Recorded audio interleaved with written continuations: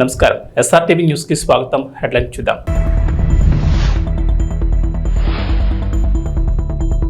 Drugs పై AP Telangana ఉమ్మడి పోరు. రేవంత్ చంద్రబాబు భేటీలో కీలక నిర్ణయం.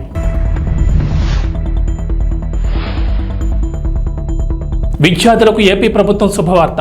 పాఠశాల విద్యార్థులకు కాస్మెటిక్ వస్తువులను నేరుగా ఇవ్వాలని ప్రాథమికంగా నిర్ణయం.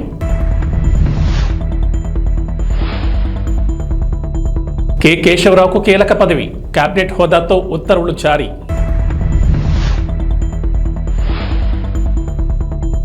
వారాహి అమ్మవారి దీక్ష పూర్తి. మరో దీక్షలోకి పవన్ కళ్యాణ్.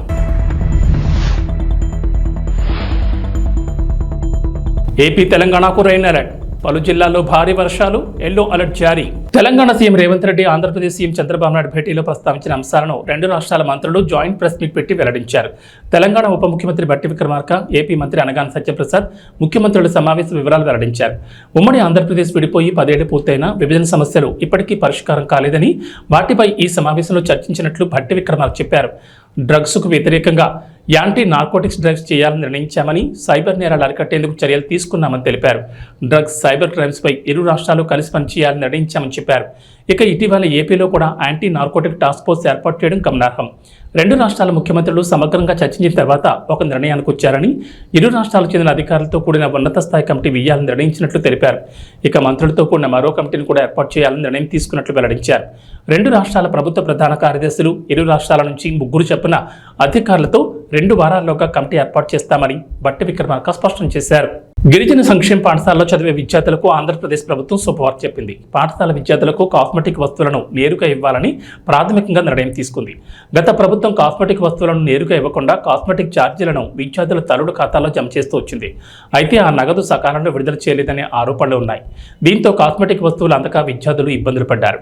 ఈ విషయాలను దృష్టిలో పెట్టుకుని ప్రభుత్వమే పేస్ట్, బ్రష్, షాంపూ వంటి కాస్మెటిక్ వస్తువులను నేరుగా వారికి ఇవ్వాలని అధికారులు నిర్ణయం తీసుకున్నారు. ఈ మేరకు గిరిజన సంక్షేమ శాఖ అధికారులు తమ ప్రతిపాదనను సీఎం చంద్రబాబు నాయుడు వద్దకు పంపించారు. సీఎం చంద్రబాబు ఆమోదిస్తే ఈ నిర్ణయం అమల్లోకి రానుంది. మరోవైపు గిరిజన సంక్షేమ శాఖ ఆధ్వర్యంలో ఏపీ వ్యాప్తంగా 548 పాఠశాలలు నడుస్తున్నాయి. ఇందులో సుమారుగా 1.25 లక్షల మంది విద్యార్థులు చదువుతున్నారు. వీరందరికీ ప్రతి నెల కాస్మెటిక్ ఛార్జీల కోసం ₹1.5 ఖర్చు అవుతోందని అంచనా. అయితే గత వైసీపీ ప్రభుత్వం ఈ నిధులు విడుదల చేయకపోవడంతో సుమారుగా 10 కోట్లు బకాయిలు పడినట్లు తెలుస్తోంది. దీంతో గత ప్రభుత్వం మాదిరిగా కాకుండా కాస్మెటిక్ వస్తువులను నేరుగా ఇవ్వాలని అధికారులు నిర్ణయించారు. ఈ ఛార్జీలతో వస్తువులను కొని విద్యార్థులకు అందివ్వాలని ప్రాథమికంగా నిర్ణయం తీసుకున్నారు. ఇటీవల కాంగ్రెస్ పార్టీలో చేరిన తెలంగాణ సీనియర్ రాజకీయ నేత కె కేశవరావుకు రేవంత్ సర్కార్ కీలక పదవి కట్టబెట్టింది. తెలంగాణ ప్రభుత్వ సలహాదారుడిగా ఆయన నియమించారు. కేబినెట్ హోదాతో ఆయన్ను పబ్లిక్ అఫైర్స్ సలహాదారుడిగా నియమించారు. ఈ మేరకు ప్రభుత్వం నుంచి ఉత్తర్వులు జారీ అయ్యాయి. కేకేకు ఉన్న రాజకీయ, పరిపాలనాపరమైన అనుభవాలను దృష్టిలో ఉంచుకుని ఆయన్ను సలహాదారుగా నియమించినట్లు తెలిసింది. కాగా కేకే గతంలో కాంగ్రెస్ పార్టీలోనే కొనసాగారు. తెలంగాణ రాష్ట్ర ఆవిర్భావానికి ముందు బీఆర్ఎస్ పార్టీలో చేరారు. ఆ తర్వాత ఆయన్ను కేసీఆర్ 2 సార్లు రాజ్యసభకు నామినేట్ చేశారు. తెలంగాణలో కాంగ్రెస్ అధికారంలోకి వచ్చిన తర్వాత తిరిగి సొంత గుట్టుకు వచ్చేందుకు సిద్ధమయ్యారు. ఈ మేరకు పార్లమెంట్ ఎన్నికలకు ముందే రేవంత్ రెడ్డితో చర్చలు జరిపారు. అనంతరం 4 రోజుల క్రితం బీఆర్ఎస్ పార్టీని వీడి ఏఐసీసీ అధ్యక్షుడు మల్లికార్జున ఖర్గే సమక్షంలో కాంగ్రెస్ కండువా కప్పుకున్నారు. బీఆర్ఎస్ పార్టీ ద్వారా తనకు వచ్చిన రాజ్యసభ పదవికి కూడా కేకి రాజీనామా చేశారు. AP deputy CM Pawan Kalyan చేపట్టిన వారాహి దీక్ష ముగిసింది. 11 రోజుల పాటు ఈ దీక్ష నిర్వహించిన పవన్ కళ్యాణ్ శుక్రవారంతో ముగించారు. సమాజ క్షేమాన్ని, దేశ సౌభాగ్యాన్ని కాంక్షిస్తూ పవన్ కళ్యాణ్ చేపట్టిన వారాహి ఏకాదశ దిన దీక్ష వారాహి అమ్మవారి ఆరాధన, కలశోద్వాసన క్రతువుతో పరిసమాప్తమైందని జనసేన తెలిపింది. మరోవైపు దీక్ష ముగింపు సందర్భంగా వేద పండితుల మంత్రోచ్చారణల నడుమ వారాహి మాతకు పవన్ ప్రత్యేక పూజలు నిర్వహించారు. అనంతరం ఏకహారతి, ద్విహారతి, త్రిహారతి, చతుర్థ, పంచ, నక్షత్ర హారతలు సమర్పించారు. అనంతరం కుంభహారతితో వారాహి దీక్ష సంపూర్ణమైంది. మరోవైపు వారాహి దీక్ష పూర్తయిన నేపథ్యంలో పవన్ కళ్యాణ్ మరో దీక్ష చేయనున్నారు. పవన్ చాతుర్మాస దీక్ష చేయనున్నారు. గృహస్థాచార రీతిలో ఈ దీక్ష చేస్తారన్న జనసేన అధికార కార్యకలాపాలను కొనసాగిస్తూనే శుభతిథుల్లో మాత్రం దీక్షా వస్త్రాలు ధరిస్తారని ప్రకటనలో తెలిపారు. దీక్షాకాలంలో పరిమిత సాత్వికాహారం మాత్రమే స్వీకరిస్తారని పేర్కొన్నారు. ఆంధ్రప్రదేశ్లో జూలై 8వ తేదీ నుంచి ఉచిత ఇసుక విధానం అమల్లోకి రానుంది. ఇప్పటికే ముఖ్యమంత్రి నారా చంద్రబాబు నాయుడు ఆదేశాలతో అధికారులు ఈ ఉచిత ఇసుక విధానానికి సంబంధించిన కార్యాచరణను సిద్ధం చేశారు. ముందుగా రాష్ట్రంలో అన్ని జిల్లాల నిల్వ కేంద్రాల్లో ఉన్న ఇసుక డంపుల నుంచి ఇసుకను అందించనున్నారు. అయితే ప్రభుత్వం ₹1 కూడా తీసుకోకుండా ఉచితంగా ఇసుకను అందించాలని నిర్ణయించింది. అయితే ప్రజల నుంచి కేవలం ఇసుక తవ్వకాల ఖర్చు, సీనరీస్ మాత్రమే వసూలు చేయాలని నిర్ణయం తీసుకుంది. ఉచిత ఇసుక విధానం తీసుకువచ్చిన నేపథ్యంలో అక్రమ తవ్వకాలు, అక్రమ రవాణా జరగకుండా అధికారులతో పటిష్ట నిఘా ఏర్పాటు చేయనున్నారు. దగ్గరలో ఉన్న వాగులు వంకల నుంచి స్థానికులు ఎడ్ల బండ్లలో ఇసుకను తెచ్చుకునేందుకు అవకాశం కల్పించారు. ఈ మేరకు ఉచిత ఇసుక విధానానికి సంబంధించి సీఎస్ నీరబ్ కుమార్ ప్రసాద్ శనివారం అన్ని జిల్లాల కలెక్టర్లకు మార్గదర్శకాలు వివరించారు. ఇప్పటి వరకు ఉన్న కాంట్రాక్టర్లు జీసీకేసీ ప్రతిమ ఇన్ఫ్రా పక్కకు తప్పుకున్నట్లు సీఎస్ తెలిపారు. ఈ క్రమంలోనే ఇసుక నిల్వలను స్థానిక కలెక్టర్లు స్వాధీనం చేసుకోవాలని సూచించారు. మరోవైపు ఇప్పటికే రాష్ట్రమంతటా 43 లక్షల టన్నుల ఇసుక నిల్వలు ఉన్నట్లు గనుల శాఖ అధికారులు లెక్కించారు. సోమవారం నుంచి ఈ నిల్వలను ప్రజలకు అందించనున్నారు. రాబోయే 3 నెలలకు 88 లక్షల టన్నుల ఇసుక అవసరం ఉంటుందని గుర్తించారు. సంవత్సరానికి 3.20 కోట్ల టన్నుల ఇసుకకు డిమాండ్ ఉంటుందని అంచనా వేశారు. హైదరాబాద్లోని ప్రజాభవన్ వేదికగా జరిగిన తెలంగాణ ముఖ్యమంత్రి రేవంత్ రెడ్డి, ఆంధ్రప్రదేశ్ ముఖ్యమంత్రి నారా చంద్రబాబు నాయుడు భేటీ నిన్న ముగిసింది. 1:45 నిమిషాల పాటు జరిగిన ఈ భేటీలో విభజన అంశాలతో పాటు 2 రాష్ట్రాలకు సంబంధించిన కీలక విషయాలపై సుదీర్ఘంగా చర్చించారు. ఈ క్రమంలోనే 2 రాష్ట్రాలకు సంబంధించి మరిన్ని అంశాలపై చర్చించేందుకు కమిటీలు ఏర్పాటు చేయాలని సూత్రప్రాయంగా అంగీకారం తెలిపారు. ఈ 2 కమిటీల్లో ఒకటి మంత్రులతో కూడిన కమిటీ, మరొకటి అధికారులతో ఏర్పాటు చేయాలని ఇద్దరు ముఖ్యమంత్రులు నిర్ణయించారు. మంత్రులతో కూడిన కమిటీలో తెలంగాణ నుంచి పొన్నం ప్రభాకర్, దుద్దిళ్ల శ్రీధర్ బాబు ఉండే అవకాశాలున్నట్లు తెలుస్తోంది. విభజన చట్టంలో ఉన్న సమస్యలను పరిష్కరించుకునేందుకు ఇది తొలి భేటీ అని, తర్వాత మరిన్ని సమావేశాలు నిర్వహించాలని ఇద్దరు ముఖ్యమంత్రులు నిర్ణయించినట్లు సమాచారం. మరీ ముఖ్యంగా విభజన చట్టంలోని షెడ్యూల్ 9, 10లో ఉన్న అంశాలపై చర్చించినట్లు తెలుస్తోంది. ఇరు రాష్ట్రాల సీఎంల మధ్య జరిగిన చర్చల వివరాలు తెలిపిన మంత్రి అనగాని సత్యప్రసాద్, విభజన సమస్యలపై ఉన్నత స్థాయి అధికారులతో ఒక కమిటీతో పాటుగా అధికారుల కమిటీ పరిష్కరించలేని సమస్యలపై మంత్రులతో కమిటీ వేయాలని ఇరు రాష్ట్రాలు నిర్ణయం తీసుకున్నట్లు చెప్పారు. విభజన సమస్యలు ఒక్కటే కాకుండా గత 5 ఏళ్లు పట్టి పీడించిన డ్రగ్స్, గంజాయి, సైబర్ క్రైమ్స్పై కూడా భేటీలో చర్చ జరిగింది. డ్రగ్స్, సైబర్ క్రైమ్స్ నియంత్రణకు 2 రాష్ట్రాలు కలిసి పనిచేయాలని, 2 రాష్ట్రాల ఏడీజీ స్థాయి అధికారులతో డ్రైవ్ నిర్వహించాలని 2 ప్రభుత్వాలు నిర్ణయం తీసుకున్నాయి. పనిచేస్తారు కాబట్టి ఒక ప్రోయాక్టివ్ వేగా లెటర్ పంపించడం, దాన్ని ఇక్కడ గౌరవ ముఖ్యమంత్రి గారు కేబినెట్లో చర్చించి సానుకూలంగా స్పందించి ఈరోజు ఈ సమావేశం ఏర్పాటు చేయటం, సమావేశంలో అన్నీ కూడా కులంకుశంగా చర్చించి అందరు అడ్వైజులు తీసుకుని ఎవరైతే మంత్రివర్యులు ఉన్నారో అలాగే అధికారులు ఎవరైతే ఉన్నారో అందరి కూడా సలహాలు సూచనలు తీసుకుని డిస్కస్ చేసి ఇవన్నీ కూడా, ఎందుకంటే మీ అందరికీ తెలుసు తెలంగాణ ఒక ఉద్యమంతో, ఒక నిధులు విధులు కేటాయింపులతో ఏర్పాటైంది, అంటే దాని మీద ఉద్యమం చేసి ఏర్పాటైంది. అలాగే ఆంధ్రప్రదేశ్ అభివృద్ధి, వారి యొక్క సెంటిమెంట్లు కూడా చాలా పరిణామం తీసుకుని ఎవ్వరు యొక్క మనోభావాలు దెబ్బతినకూడదు, అందరి యొక్క భావోద్వేగాలన్నీ కూడా పరిణామం తీసుకుని మనం ఇవన్నీ కూడా ఫుల్ఫిల్ చేసుకోవాలని చెప్పేసి ఒక లక్ష్యంతో ఏదైతే రీఆర్గనైజేషన్ యాక్ట్లో ఉన్న ప్రతి ఒక్క అంశం కూడా పూర్తిగా చర్చలతోనే అది సానుకూలంగా సత్వరంగా పరిష్కరించాలనే లక్ష్యంతోనే ఈ యొక్క ఆఫీసర్స్ కమిటీ ఏర్పాటు చేయడం కానీ, దాని తర్వాత మినిస్టర్స్ కమిటీ ఏర్పాటు చేయడం కానీ, తర్వాత ముఖ్యమంత్రులు కూడా అన్ని విషయాలు కూడా నాట్ ఓన్లీ రీఆర్గనైజేషన్ యాక్ట్, అది కాకుండా కూడా రాబోయే రోజుల్లో కూడా మంచి వాతావరణం క్రియేట్ చేసే విధంగా ముఖ్యమంత్రులు కూడా ఫ్రీక్వెంట్గా కలుద్దామని చెప్పి ఒక ఆలోచన ముందు రావటం నిజంగా చాలా ఆనందదాయకం. అలాగే మరి ముఖ్యంగా ఎలా అయితే గౌరవనీయులు బట్టి విక్రమార్క చెప్పారో, తెలంగాణ రాష్ట్రం ఏర్పడిన తర్వాత డ్రగ్స్ ఫ్రీ స్టేట్గా చేయాలని చెప్పేసి తపనతో పనిచేస్తూ ఉన్నారు. దాని మీద కూడా సుదీర్ఘంగా చర్చించి ఏదైతే అక్కడ ప్రభుత్వం ఏర్పడిన తర్వాత ఒక సబ్ కమిటీ మేము వేసుకోవడం జరిగింది 6 మంత్రులతో.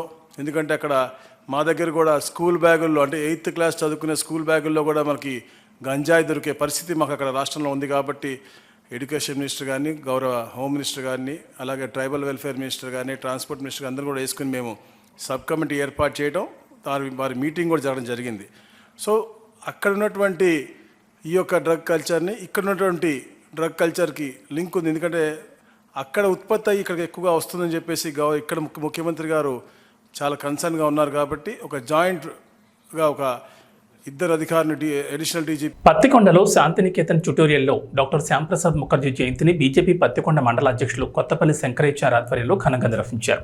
ఈ సందర్భంగా BJP Kisan Morcha assembly incharge C C Ranganna, legal cell convenor Bhaskar మాట్లాడుతూ శ్యాంప్రసాద్ ముఖర్జీ జూలై 6వ తేదీన కలకత్తాలో జన్మించారని, ఈయన కాషాయ బాహుబలని, జాతీయవాద నేతలలో ముఖ్యుడని మరియు 1921లో ఆంగ్లంలో పట్టాపుచ్చుకున్నారని, 1951లో జనసంఘ్ పార్టీ ఏర్పాటు చేశారని, అప్పట్లోని 3 లోక్సభ స్థానాలు గెలిచారని, ఒక లోక్సభ స్థానం నుంచి ఆయన గెలిచారని అన్నారు. కలకత్తా విశ్వవిద్యాలయానికి ఉపకులపతిగా, బెంగాల్ ఆర్థిక మంత్రిగా, భారతదేశానికి నెహ్రూ గవర్నమెంట్లో పరిశ్రమల మంత్రిగా దేశానికి ఎంతో సేవ చేశారన్నారు.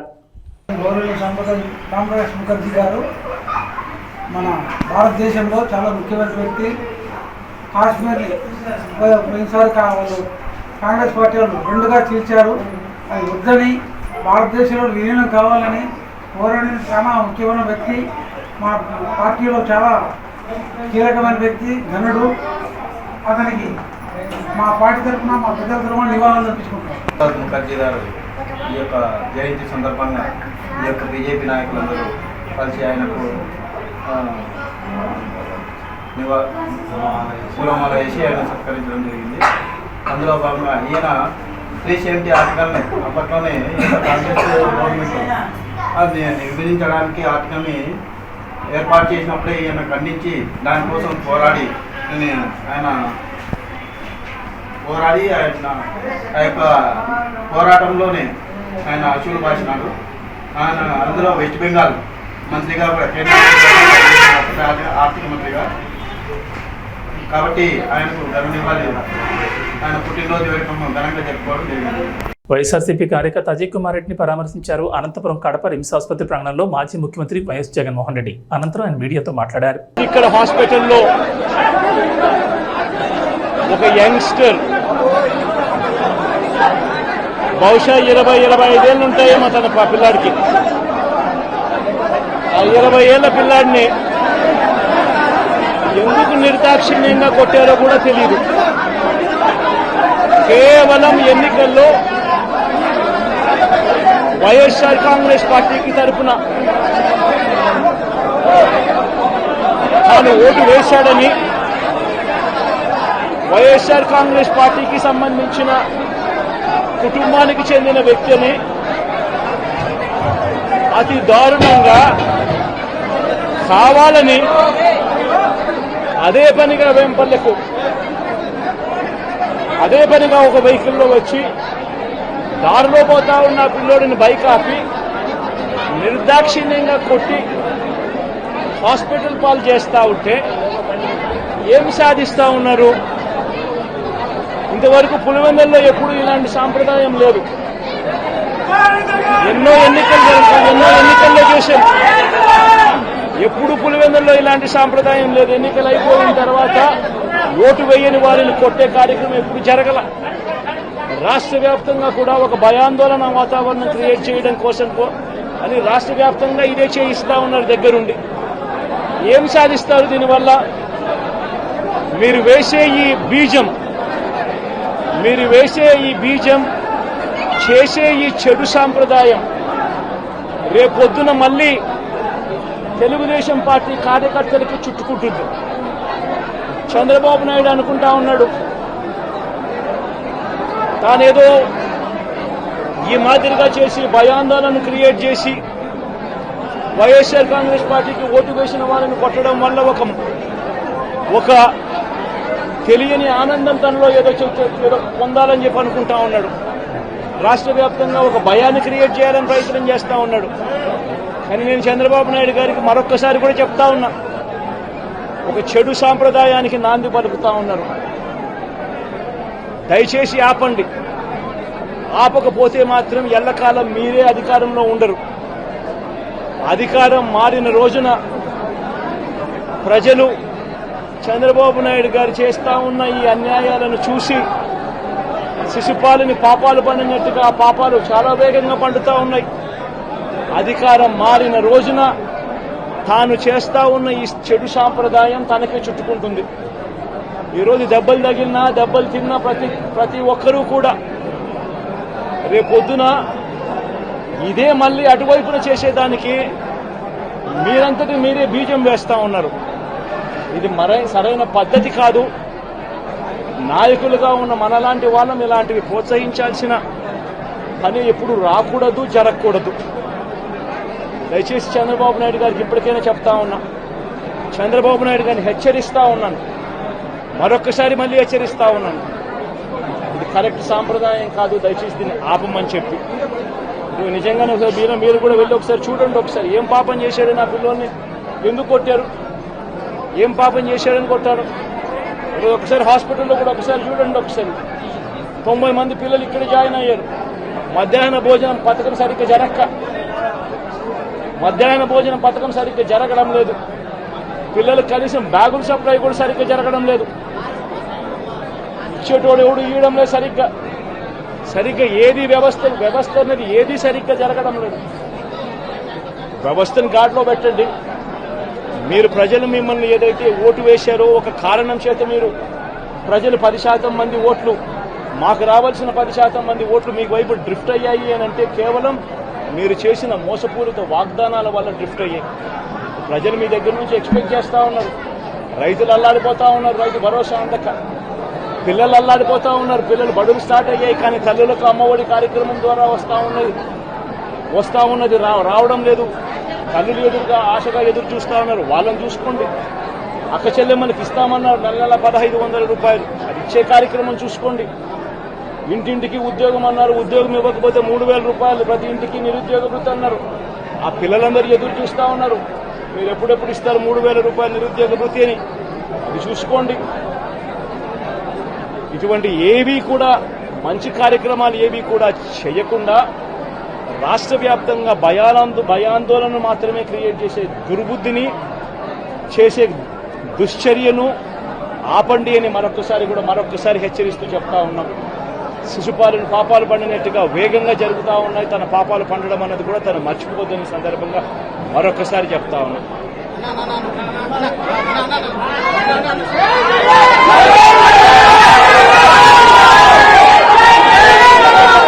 మహేంద్ర సింగ్ ధోని ప్రపంచ క్రికెట్లో తనకంటూ ప్రత్యేక గుర్తింపు తెచ్చుకున్న వ్యక్తి. భారత క్రికెట్లో తనదైన ముద్ర వేసిన లెజెండ్. టీమిండియా క్రికెట్ గురించి చెప్పాలంటే ధోనికి ముందు, ధోనికి తర్వాత అంతలా భారత క్రికెట్పై అతను ప్రభావం చూపించాడు. అతడి రాక దేశంలో క్రికెట్కు కొత్త వెలుగును తీసుకొచ్చింది. టీమిండియాను ప్రపంచ క్రికెట్లో మేటి జట్టుగా నిలిపిన కెప్టెన్ ధోని యువ ఆటగాళ్లతోనూ మైదానంలో అద్భుతాలు సృష్టించడం అతని నైజం. సాధారణ బౌలర్లతో కూడా అసాధారణ ప్రదర్శన రాబట్టడం అతనికి అలవాటు. వాస్తవానికి ధోని గురించి మాట్లాడుకోవాలంటే ఎంతైనా మాట్లాడుకోవచ్చు, ఎంతైనా చెప్పుకోవచ్చు. మహేంద్ర సింగ్ ధోని 43వ పుట్టినరోజు సందర్భంగా పుట్టినరోజు శుభాకాంక్షలు. మెగా ఫ్యాన్స్ ఏ సినిమాకి లేనంతగా గేమ్ చేంజర్ కోసం ఎదురు చూస్తూనే ఉన్నారు. 2021 ఫిబ్రవరిలో అధికారికంగా మొదలైన ఈ సినిమా దాదాపు 3 ఏళ్లకు పైగా షూటింగ్ దశలోనే ఉంది. కానీ ఇప్పటివరకు ఒక్క టీజర్ కానీ గ్లింప్స్ కానీ రిలీజ్ చేయలేదు. Ram Charan first look poster, జరగండి సాంగ్ తప్ప మూవీ టీం నుంచి ఇంకేం రాలేదు. అయినా కూడా గేమ్ చేంజర్ కోసం మెగా అభిమానులు ఆశగానే ఎదురు చూస్తూనే ఉన్నారు. ఖచ్చితంగా ఈ ఏడాది అయితే సినిమా రిలీజ్ అవుతుందని అనుకుంటున్న మెగా ఫ్యాన్స్కి డైరెక్టర్ శంకర్ ఇటీవల షాక్ ఇచ్చిన సంగతి తెలిసిందే. ఇంకా కొంత భాగం షూటింగ్ బ్యాలెన్స్ ఉందని, మరో 6 నెలల్లోపు రిలీజ్ చేసేందుకు ట్రై చేస్తామంటూ చెప్పుకొచ్చారు. అప్పటి నుంచి అభిమానులు గేమ్ చేంజర్ ఈ ఏడాది రావడం కష్టమని డిసైడ్ అయిపోయారు. ఇలాంటి సమయంలో మూవీ గురించి ఓ గుడ్ న్యూస్ వచ్చింది. ఇక వాతావరణ విషయానికి వస్తే తెలంగాణలో వర్షాలపై హైదరాబాద్ వాతావరణ కేంద్ర అధికారులు అలర్ట్ ఇచ్చారు. నేడు రేపు రాష్ట్రంలో విస్తారంగా వర్షాలు కురుస్తాయని చెప్పారు. నైరుతి రుతుపవనాల ప్రభావంతో రాష్ట్రంలో విస్తారంగా వర్షాలు కురుస్తాయని వెల్లడించారు. పలు జిల్లాల్లో భారీ వర్షాలకు ఛాన్స్ ఉందన్నారు. ఇవాళ వికారాబాద్, సంగారెడ్డి, మెదక్, కామారెడ్డి, వనపర్తి, నిజామాబాద్, జగిత్యాల, సిరిసిల్ల, సిద్దిపేట, గద్వాల్, నారాయణపేట జిల్లాల్లో భారీ వర్షాలకు ఛాన్స్ ఉందన్నారు. ఈ మేరకు ఆయా జిల్లాలకు హైదరాబాద్ వాతావరణ కేంద్ర అధికారులు ఎల్లో అలర్ట్ జారీ చేశారు. అటు ఏపీలో వర్షాలు కురుస్తాయంటోంది వాతావరణ శాఖ. నైరుతి రుతుపవనాల సమయంలో రాష్ట్ర వ్యాప్తంగా ఎండలు మండిపోయాయి. వేడి వాతావరణంతో ప్రజలు ఇబ్బంది పడ్డారు. అయితే తూర్పు మధ్య బంగాళాఖాతంలో ఉపరితల ఆవర్తనం కొనసాగుతుండగా గుజరాత్, కర్ణాటక తీరాల వెంబడి ద్రోణి విస్తరించింది. ఈ ప్రభావంతో రాబోయే 3 రోజుల్లో ఉత్తర కోస్తాలోని కొన్ని జిల్లాల్లో భారీ వర్షాలు కురుస్తాయని వాతావరణ శాఖ అంచనా వేస్తోంది. రాయలసీమ, దక్షిణ కోస్తాలో కొన్ని ప్రాంతాల్లో తేలికపాటి నుంచి ఓ మోస్తరు వర్షాలు కురిసే అవకాశం ఉందంటున్నారు వాతావరణ శాఖ అధికారులు. ఇవి బులెటిన్ విశేషాలు. నమస్కారం.